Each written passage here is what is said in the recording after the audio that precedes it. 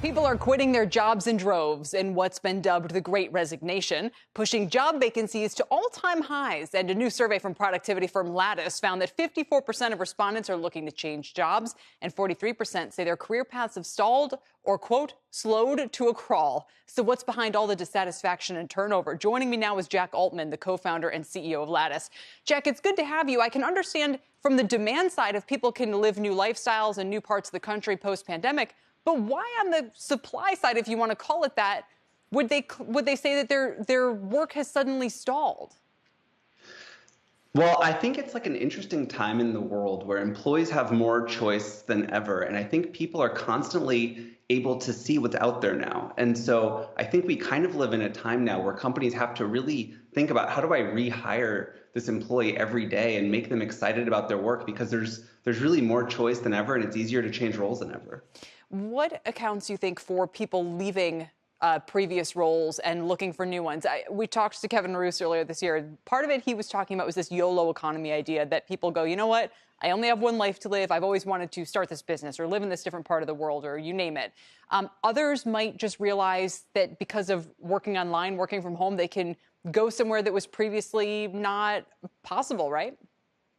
Yeah, I think what you're touching on is very real. I think over the last 18 months, people's values have changed in many cases. People sort of saw their board reshuffle for their lives, and they said, hey, maybe I want to explore a different lifestyle, a different city. Maybe my work that I'm interested in has changed.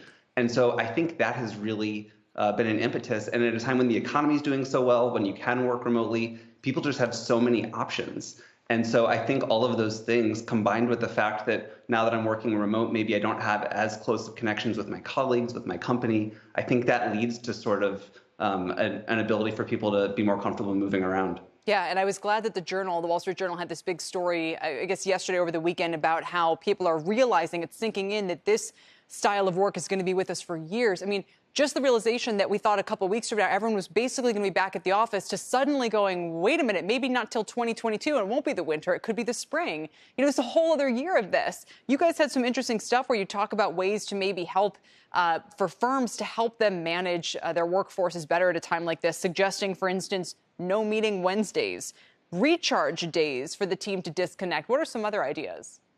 Yeah, I think that's right. And I think that comes from the sentiment that you need to think about your employee as your customer as a company.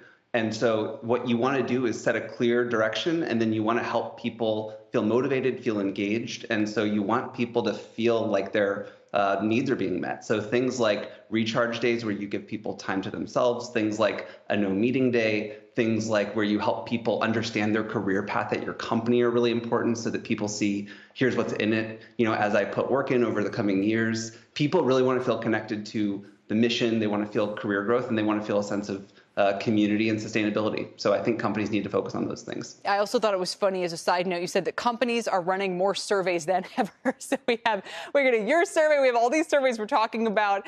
But you think companies themselves are basically trying to figure out what's going on with their own workforce? Yeah, I think it's the same thing as, like, in the past, companies would survey their customers, and they would ask the users that they served how they were doing. And I think companies are now coming around to this idea that if they treat their employees like their most important customer, their most important user, then everything's going to work itself out.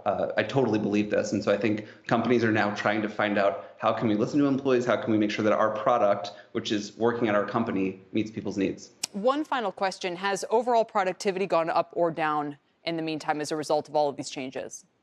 You know, there's a lot of different ways to measure it, and I think there are things that have improved with remote work, and there are things that were easier when you were in person. But I think by basically any metric, it doesn't look like productivity has gone down in any sort of broad way, which is part of why companies and employees are realizing this remote and sort of hybrid, flexible work thing is here to stay, because it is effective. It is effective. We're seeing GDP back to pre-pandemic levels, even with the smaller workforce. But like you said, the question is how long we can sustain that if people are working overtime, maybe getting a little burned out. Jack, thanks for joining us to talk about it today. Good to see you.